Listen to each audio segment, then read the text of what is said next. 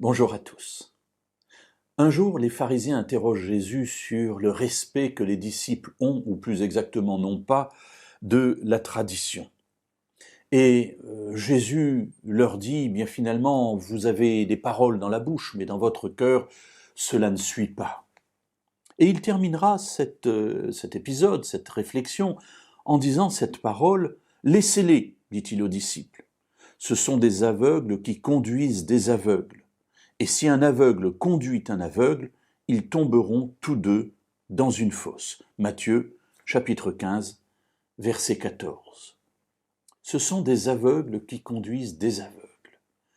Alors, la deuxième série d'aveugles, si je puis dire, eh bien, ça peut être chacun de nous, des personnes qui ne connaissons pas, qui n'avons pas encore la lumière dans nos vies et qui, évidemment, cheminons un peu comme des aveugles à tâtons dans la vie.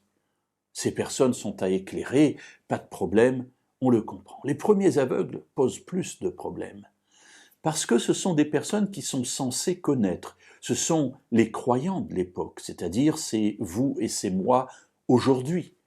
Nous connaissons la parole de Dieu, nous pensons, ou en tout cas nous désirons l'appliquer au mieux dans notre vie, et nous nous disons que nous sommes là pour enseigner d'autres personnes cette parole que Dieu nous a donnée et qui transforme la vie.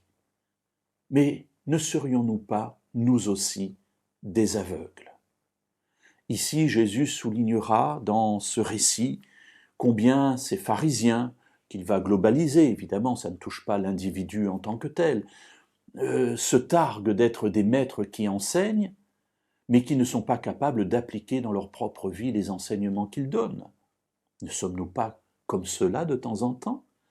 Et pourtant, nous voulons enseigner d'autres personnes, des aveugles. Jésus regarde cela avec un œil très critique en disant « Attention, ce sont des aveugles qui conduisent des aveugles. » Et vous savez ce qui se passe quand un aveugle conduit un aveugle sur un chemin? Eh bien, tous les deux tombent dans un trou. Oui, mes amis, réfléchissons.